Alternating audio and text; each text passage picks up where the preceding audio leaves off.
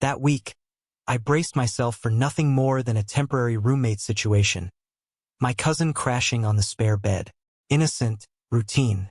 He was family, after all. Yet nothing prepared me for the way his gaze shifted that evening, or for how his hand lingered when he caught me off guard. I ought to have recoiled in shame. I ought to have rebuffed him. Instead, a part of me welcomed each stolen moment.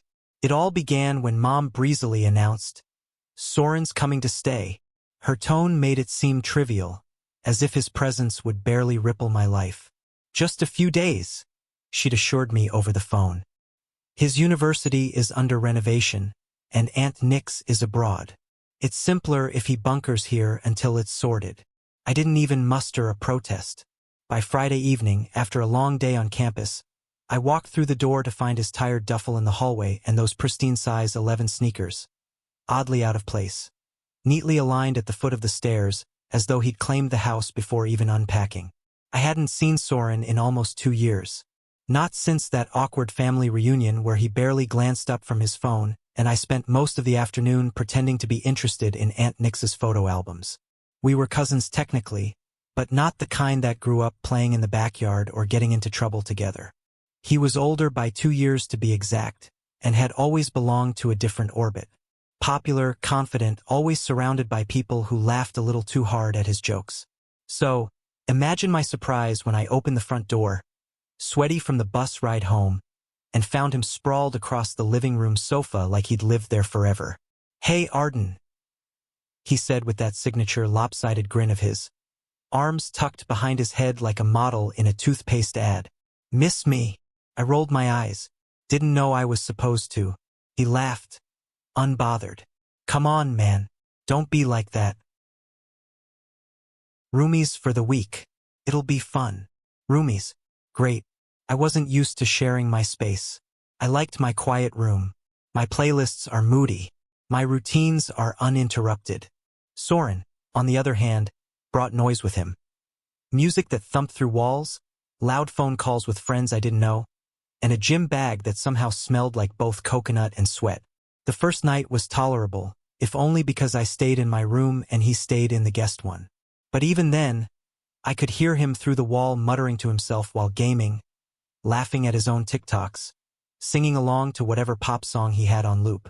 And yet, there was something different about him this time, something I didn't remember from before.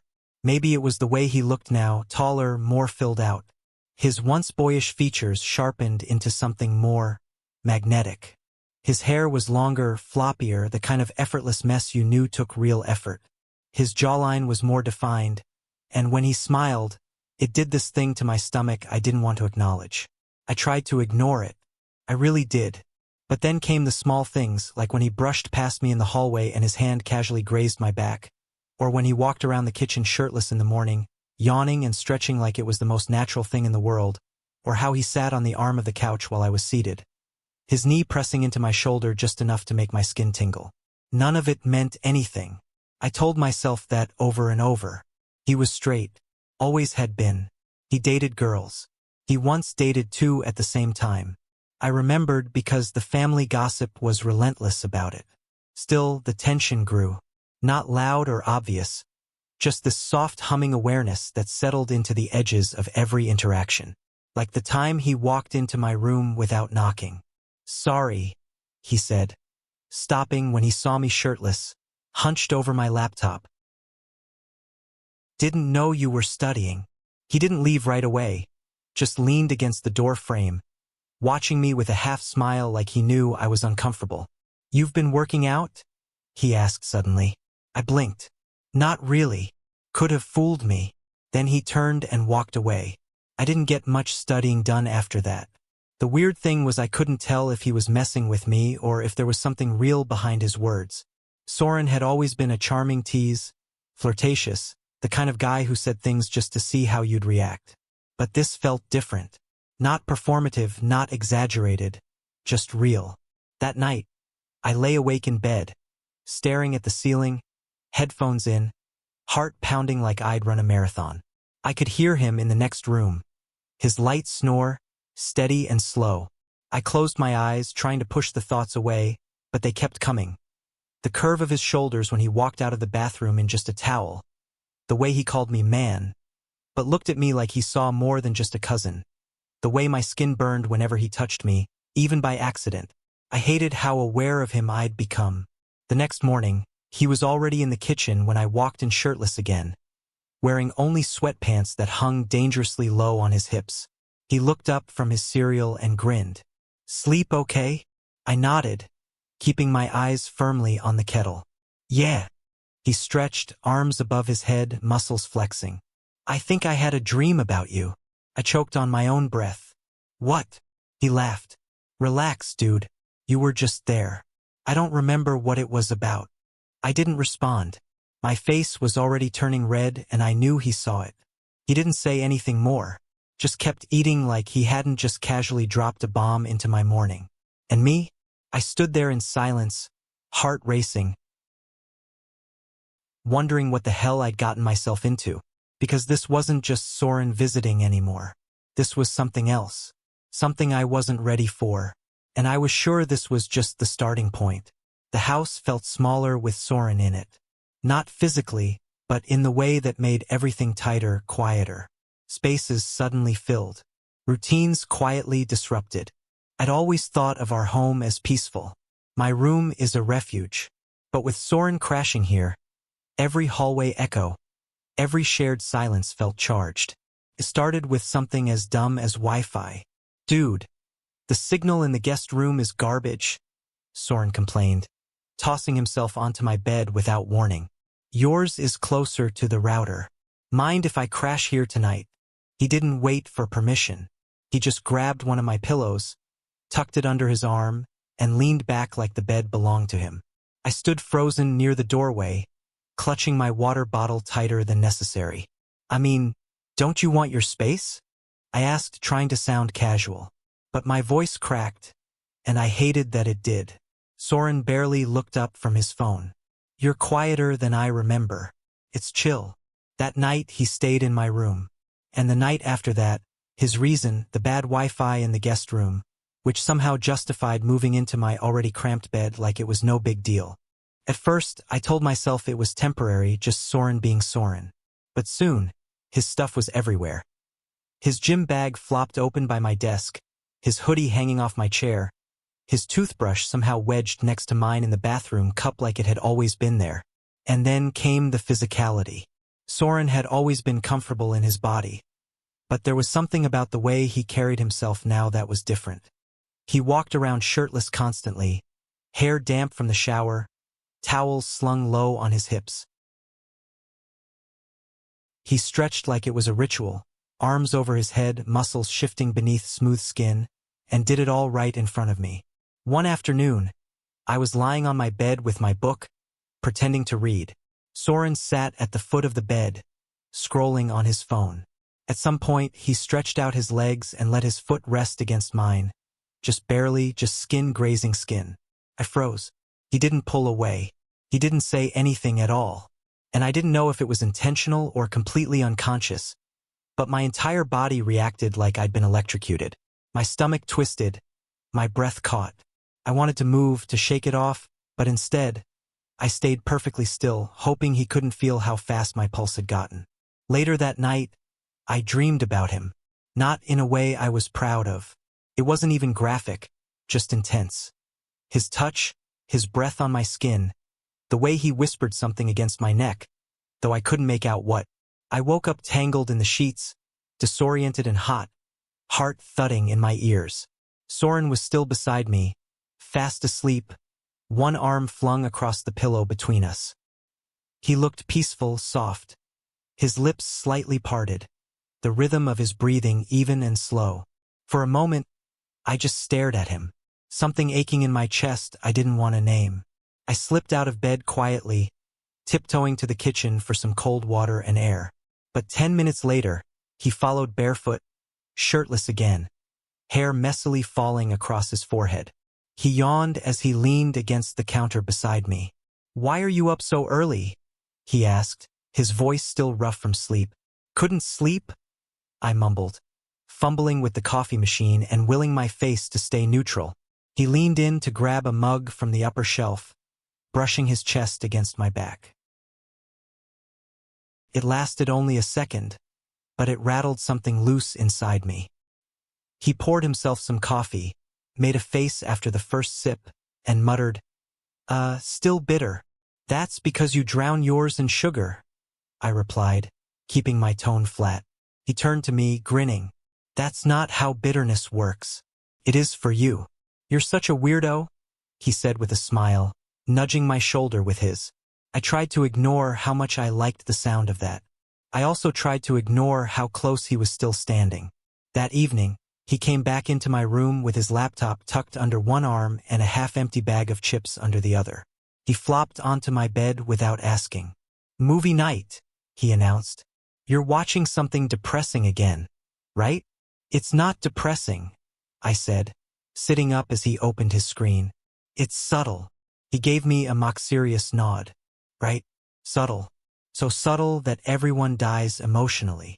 Despite myself, I laughed. Fine. We can watch something else. No, it's okay. I like your taste. It's different. Good difference. That hit me harder than it should have. We ended up watching the film I'd picked anyway. Some artsy, slow-paced indie flick I'd been saving. He didn't complain once. Halfway through, he leaned in and pulled the blanket over both of us. Our shoulders brushed. His leg pressed lightly against mine. I felt every inch of contact like it was under a microscope. When the credits rolled, neither of us moved. That was better than I expected, Soren said quietly, still not shifting away. I nodded, afraid to speak. His voice softened even more. Are you always this quiet? I glanced over. Only around people who take up all the space? He smirked, not insulted. You mean charming people? Sure. Let's go with that. He chuckled and lay back on the pillows, arms behind his head. I'm sleeping here again. I figured, I replied softly, already watching the room shift around me. He didn't notice the way I stayed awake long after he started snoring. Or maybe he did. But I lay there in the dark, staring up at the ceiling fan as it spun slow circles above us, trying to slow my thoughts. Something was happening. Something quiet but relentless. I didn't know what it meant. I didn't even know if it was real. But the feeling in my chest, this pressure, this weight, it wasn't going away. It wasn't just his presence. It was him. And no matter how much I tried to pretend otherwise, I was starting to want more. And there was much yet to come. There was a new rhythm to the days. Soren and I moved through the house like gravity had shifted, tugging us into the same spaces, the same silences. I'd wake up with him still in my bed, sometimes facing me, sometimes sprawled out like a starfish, and we'd pretend it wasn't a big deal, like this wasn't something we'd never done before. But it was starting to feel like a pattern we both wanted to keep. We didn't talk about it. Not really. But the things we didn't say, they were everywhere, laced in every brush of his arm. Every glance held a second too long. Every pause before he pulled his hand back from mine. That Thursday night, something shifted again. We were sitting on the floor of my room, backs against the bed, our empty dinner plates forgotten on the rug between us. Soren had just finished telling me some story about his football team's coach nearly crashing the team van into a ditch. He acted out the whole thing with hand gestures and exaggerated sound effects. I laughed so hard I actually leaned into him, my shoulder pressing against his. He didn't pull away. In fact, after the laughter faded, he stayed right there, close, warm, quiet. I could feel the rhythm of his breathing slow down beside me. His laughter turned into a low hum in his chest. Then he shifted just slightly, letting his leg rest against mine. Skin on skin. You've changed, he said suddenly. The words caught me off guard. What? He turned his head slightly toward me, eyes soft, unreadable in the dim glow from the desk lamp. Since we were kids, you're different now. I mean that in a good way. I didn't know what to say to that, so I reached for the leftover chips and pretended to be hungry. But the way he looked at me didn't go away. It lingered like a question between us, like he was waiting for something, like maybe he wanted me to say something back. Why here, really? I pressed. He hesitated. The Wi-Fi's weak. I raised an eyebrow. He He sighed. It's calmer here. Less noise in my head. That surprised me. Beneath the charm, vulnerability. Do you ever feel like you're performing? He asked. Like people expect a certain version of you? I knew that feeling all too well. Yeah, I admitted. It's exhausting. Without thinking, I said, you don't have to do that here. He studied me. Why? Because I see you, I whispered. Not the version you show everyone. He was silent, but the air shifted. His gaze flickered to my lips. I should have looked away. Have you ever wondered? I blurted. He froze. Wondered what? He breathed.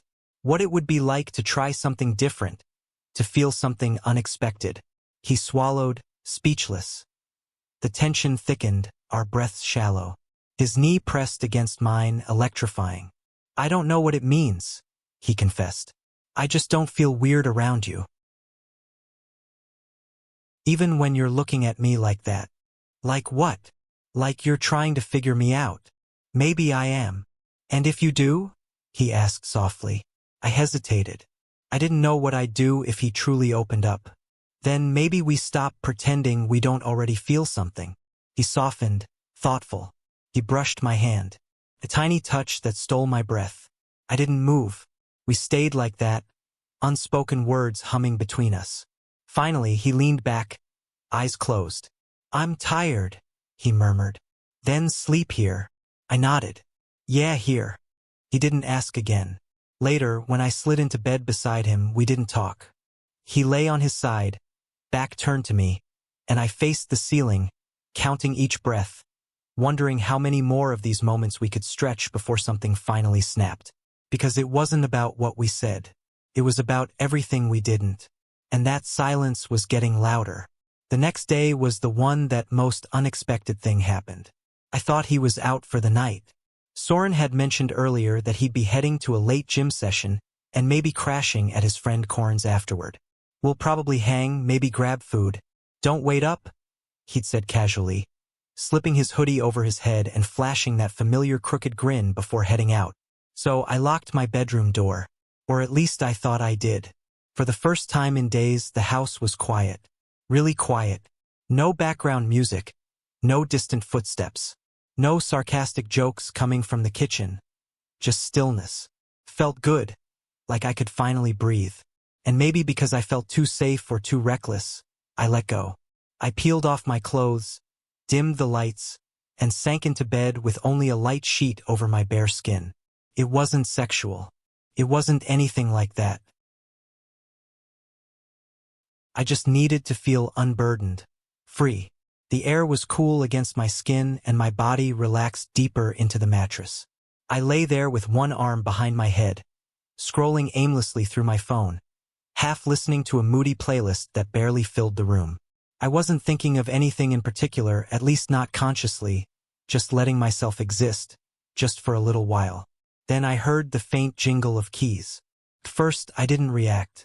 I assumed it was the neighbor's door, or maybe just the wind rattling the knob. But then the handle turned and the door opened. I couldn't move fast enough. Light from the hallway spilled into the room, washing over everything. The bed, the sheet now tangled around my legs, and standing in the doorway was Soren. His mouth parted like he was about to say something, but the words died there. His gaze locked on me, wide-eyed, frozen, completely unprepared. Neither of us moved. The silence that followed was too thick, too full. My body went rigid, painfully aware of every inch of skin exposed. My heart slammed against my ribs like it wanted out. I grabbed for the sheet, yanking it up in a panic, my hands shaking more than I wanted to admit. You said you weren't coming back tonight. My voice cracked from the shock. Soren didn't move. The gym was closed. Corin flaked. I texted you. I stared at him, breath shallow, trying to read his expression. Was he embarrassed? Amused? Annoyed? But what I saw wasn't any of that. He looked stunned. Like something in him had been knocked loose. Like he wasn't just seeing me naked, but seeing me. I'm sorry, he said quietly, his voice uneven. He stepped back, reaching behind him to pull the door shut, but not before he gave me one last glance. A glance that didn't feel like retreat. Felt like curiosity, like he didn't want to stop looking. When the door clicked shut, I sat there in the dim silence, heart pounding, my face burning. My chest felt tight, but underneath all that embarrassment, something else stirred. Because for a moment, just a moment, I hadn't wanted him to look away. Not because I wanted to be seen, but because I wanted him to be the one who saw me.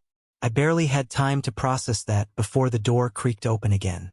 Soren stepped back and slower this time, his expression softer. "I should have knocked," he said, not meeting my eyes. "I didn't think." "It's fine," I cut in. My voice was steadier now, but still low. "Just don't make it weird." He let out a nervous breath, half a laugh. "Too late for that." He lingered by the door, then slowly crossed the room, stopping just at the edge of the bed. I could feel the weight of his eyes as they flicked to my covered body, then back to my face.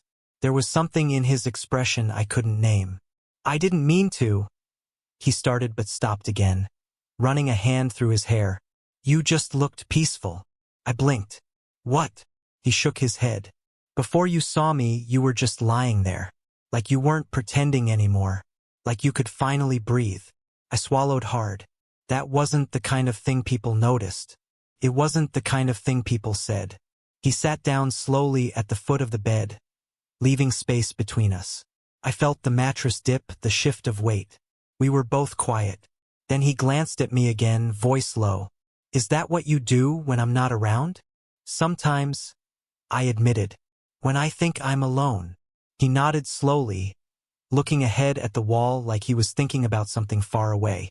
"You didn't seem ashamed." I gave a weak laugh. "Trust me, I am." "No, I mean, you didn't try to disappear. You just looked surprised." "Don't panic." I didn't know how to answer that. Maybe because part of me hadn't panicked. Maybe because some ridiculous part of me wanted him to see. We sat in silence. Then he shifted again, just slightly closer. "I'm not going to lie," he said. "It threw me off." "I can tell," I replied. He looked down then back at me. "Not in a bad way. Just made me see you differently." My breath caught. His hand resting on the bed was closed now, so close it nearly touched mine. He looked at me again, and this time his gaze didn't drop. "I didn't hate it," he said, almost too soft to hear. "I mean, I don't know what it means, okay? But it wasn't just about you being naked." My chest tightened. "It felt like I was seeing something real," he added. "And it scared me more than I thought it would." Silence hung heavy. "Cover up," I whispered. His gaze burned. "No," he breathed. "If you don't want to." I stayed still. The air crackled. He sat frozen, unsure. He, the master of control, was silenced. My sheet offered little. He watched, transfixed. "I should go," he rasped, unmoving. "Don't have to," I murmured, shifting the sheet lower, holding his gaze. He moved like entering a fragile dream, kneeling beside me. His trembling hand touched my cheek, testing. Foreheads met, breath mingling with nerves. A tentative, warm kiss, questioning. I mirrored his slow, scared response. The sheet slipped away. He broke the kiss, eyes searching for something. "I've thought about this," he confessed. "Even before." Honesty resonated. I touched him, skin to skin. He kissed me harder, hesitation gone. Hands explored. Electric contact. Clothes discarded. He breathed, "You're beautiful." I let him kiss me, memorizing my taste. Our hearts pounded as one. We moved urgently, learning each other's forms. Reverent kisses traced my skin. "I don't know what this means," he whispered. "I don't care," I replied. Silence gave way to touch, sighs, unspoken need. Everything faded but the moment. Later, tangled under blankets, he murmured, "You okay?" "Yeah," I replied. "You?" "Yeah." No definition needed, just presence. Sunlight woke me, revealing Soren asleep beside me. His relaxed face eased my fears of the night, changing everything. I memorized his unguarded features. He stirred, opening his eyes. He smiled, Sleep warm. Yeah, I whispered. He stretched, then his hand rested on my chest. Weirdest dream, he said, grinning. You were the dream. My stomach flipped. Gentle words banished fear. Are you okay? I am, he replied. But I keep waiting for the complicated part. It might, I admitted. I know, but right now it doesn't feel complicated. Feels right. Inevitable. You're not freaking out? I asked. Should I be? He shrugged. I thought maybe you'd wake up and say it was a mistake. He shook his head. It wasn't a mistake. Not even close. Relief washed over me, but questions remained. What now? I asked carefully. One step at a time. Something. Enough.